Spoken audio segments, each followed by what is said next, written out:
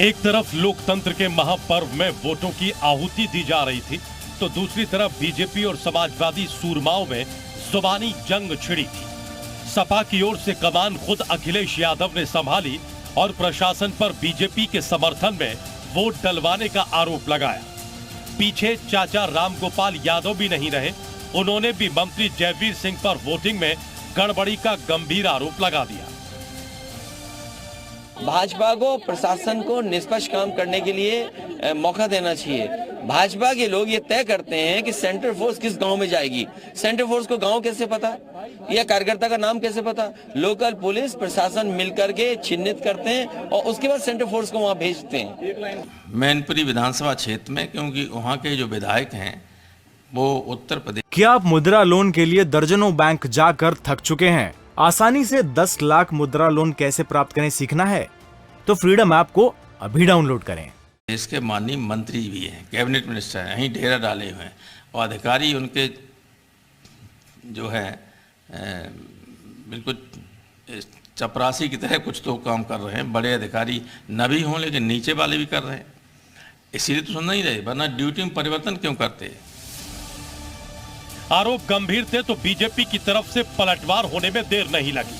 हमला समाजवादी पार्टी के बड़े योद्धाओं ने किया था, तो पलटवार करने की जिम्मेदारी भी खुद सीएम योगी के सेनापतियों ने संभाली।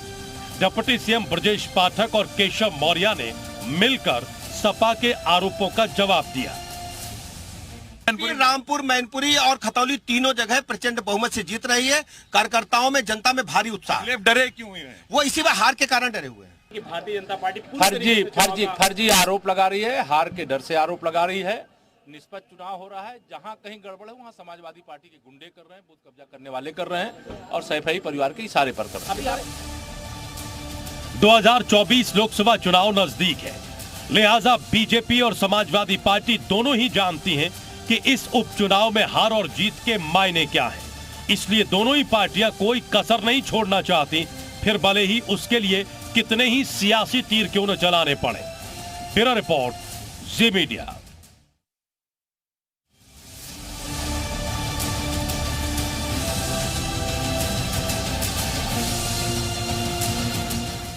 एक तरफ लोकतंत्र के महापर्व में वोटों की आहुति दी जा रही थी, तो दूसरी तरफ बीजेपी और समाजवादी सूरमाओं में जुबानी जंग छिड़ी थी।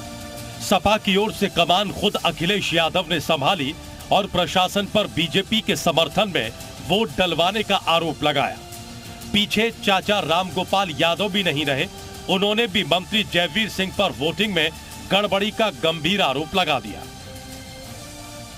भाजपा को प्रशासन को निष्पक्ष काम करने के लिए मौका देना चाहिए। भाजपा के लोग ये तय करते हैं कि सेंट्रल फोर्स किस गांव में जाएगी। सेंट्रल फोर्स को गांव कैसे पता या कार्यकर्ता का नाम कैसे पता? लोकल पुलिस प्रशासन मिलकर के चिन्हित करते हैं और उसके बाद सेंट्रल फोर्स को वहां भेजते हैं। मैनपुरी विधानसभा क्षेत्र में, क्योंकि वहाँ के जो विधायक हैं वो उत्तर प्रदेश के माननीय मंत्री भी हैं, कैबिनेट मिनिस्टर हैं, यहीं डेरा डाले हुए हैं और अधिकारी उनके जो है बिल्कुल चपरासी की तरह कुछ तो काम कर रहे हैं। बड़े अधिकारी न भी हों लेकिन नीचे वाले भी कर रहे हैं, इसीलिए तो सुन नहीं रहे, वरना ड्यूटी में परिवर्तन क्यों करते? आरोप गंभीर थे तो बीजेपी की तरफ से पलटवार होने में देर नहीं लगी। हमला समाजवादी पार्टी के बड़े योद्धाओं ने किया था, तो पलटवार करने की जिम्मेदारी भी खुद सीएम योगी के सेनापतियों ने संभाली। डिप्टी सीएम ब्रजेश पाठक और केशव मौर्य ने मिलकर सपा के आरोपों का जवाब दिया। रामपुर, मैनपुरी और खतौली तीनों जगह प्रचंड बहुमत से जीत रही है। कार्यकर्ताओं में, जनता में भारी उत्साह। डरे क्यों हुए हैं? वो इसी बार हार के कारण डरे हुए हैं कि भारतीय जनता पार्टी फर्जी आरोप लगा रही है, हार के डर से आरोप लगा रही है। निष्पक्ष चुनाव हो रहा है, जहां कहीं गड़बड़ है वहां समाजवादी पार्टी के गुंडे कर रहे हैं, बूथ कब्जा करने वाले कर रहे हैं और सैफई परिवार के इशारे पर कर रहे हैं। 2024 लोकसभा चुनाव नजदीक है, लिहाजा बीजेपी और समाजवादी पार्टी दोनों ही जानती हैं कि इस उपचुनाव में हार और जीत के मायने क्या हैं। इसलिए दोनों ही पार्टियां कोई कसर नहीं छोड़ना चाहती, फिर भले ही उसके लिए कितने ही सियासी तीर क्यों न चलाने पड़े। ब्यूरो रिपोर्ट, जी मीडिया। क्या आप मुद्रा लोन के लिए दर्जनों बैंक जाकर थक चुके हैं? आसानी से 10 लाख मुद्रा लोन कैसे प्राप्त करें सीखना है तो फ्रीडम ऐप को अभी डाउनलोड करें।